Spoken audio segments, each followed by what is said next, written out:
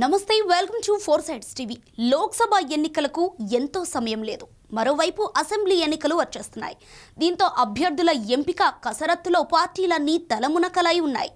ఈ నేపథ్యంలో కొన్ని ఎంపీ స్థానాలకు అభ్యర్థుల ఎంపిక పార్టీల అధిష్టానాలకు పెద్ద సమస్యగా మారింది.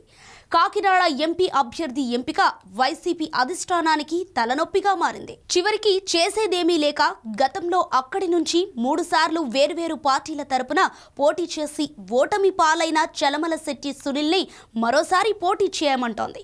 ఈ మేరకు ఆయనను కాకినాడ సమన్వయకర్తగా నియమించింది. దీంతో చలమలశెట్టి పరిస్థితి ఏంటి అన్న చర్చ పెద్ద ఎత్తున సాగుతోంది.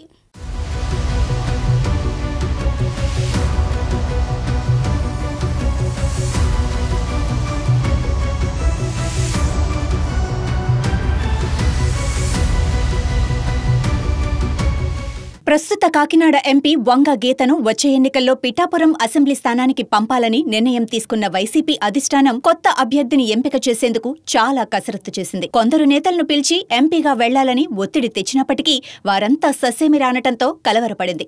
చివరకు ఆ భారాన్ని చలమలశెట్టి సునీల్ పైనే పడేసింది. కాకినాడ ఎంపీ సీటు నుంచి ఇప్పటికీ 3 సార్లు వేర్వేరు పార్టీల నుంచి పోటీ చేసినప్పటికీ కలిసి రాకపోవడంతో ఇకపై ఎంపీ బరిలోకి దిగాలన్న ఆసక్తి లేదని సునీల్ మొదట్లోనే చెప్పేశారు. వాస్తవానికి కాకినాడ నుంచి ఎంపీగా గెలవాలన్న పట్టుదలతో సునీల్ హైదరాబాద్ నుంచి వచ్చేశారు. 2009లో ప్రజారాజ్యం పార్టీ, 2014లో వైసీపీ నుంచి బరిలోకి దిగి ఓడిపోయారు. 2019 ఎన్నికల్లో టీడీపీ నుంచి పోటీ చేసి పరాజయం పాలయ్యారు. వరుసగా 3 సార్లు ఓటమి పాలవటంతో ఇకపై కాకినాడ నుంచి బరిలోకి దిగకూడదని నిర్ణయించుకున్నారు. కానీ చలమలశెట్టి సునీల్ కాపు సామాజిక వర్గం నేత కావటం, ఆర్థికంగా బలంగా ఉండటంతో గీత స్థానంలో ఈయన్నే మళ్లీ బరిలోకి దించాలని వైసీపీ అధిష్టానం భావించింది. తొలుత సునీల్ అంగీకరించకపోవడంతో మాజీ మంత్రి కన్నబాబును కాకినాడ నుంచి ఎంపీ సీటుకు పోటీ చేయాలని చెప్పింది. కానీ ఆయన తన వల్ల కాదని తేల్చి చెప్పేశారు. తర్వాత పిఠాపురం ఎమ్మెల్యే పెండెం దొరబాబును కాకినాడ బరిలోకి దిగాలని కోరగా ఆయన కూడా చేతులెత్తేశారు. ఈ నేపథ్యంలో సునీల్ ను సీఎం జగన్ స్వయంగా పిలిపించుకుని మాట్లాడారు. దీంతో ఎంపీగా పోటీ చేసేందుకు ఆయన అంగీకరించినట్లు తెలుస్తోంది. ఈ మేరకు ఆయన కాకినాడ సమన్వయకర్తగా నియమితులయ్యారు. వైసీపీ ప్రభుత్వ హయాంలో భారీగా లబ్ధి పొందిన కంపెనీల్లో ఒకటిగా పేరొందిన గ్రీన్ కో వ్యాపార సంస్థ చలమలశెట్టి కుటుంబానిదే. డబ్బుకు లోటు లేని ఈ కుటుంబం నుంచి సునీల్ ప్రజారాజ్యం పార్టీ ద్వారా రాజకీయాల్లోకొచ్చారు. 2009లో కాకినాడ నుంచి ఎంపీగా పోటీ చేసి కాంగ్రెస్ అభ్యర్థి మల్లిపూడి మంగపతి పల్లంరాజు చేతిలో ఓడిపోయారు. తర్వాత వైసీపీలో చేరారు. 2014లో వైసీపీ తరపున పోటీ చేసి మళ్లీ పల్లంరాజు చేతిలోనే ఓడిపోయారు. తొలిసారి 34,044 ఓట్ల తేడాతోనూ, రెండోసారి 3,431 ఓట్ల తేడాతోనూ ఓటమి పాలయ్యారు.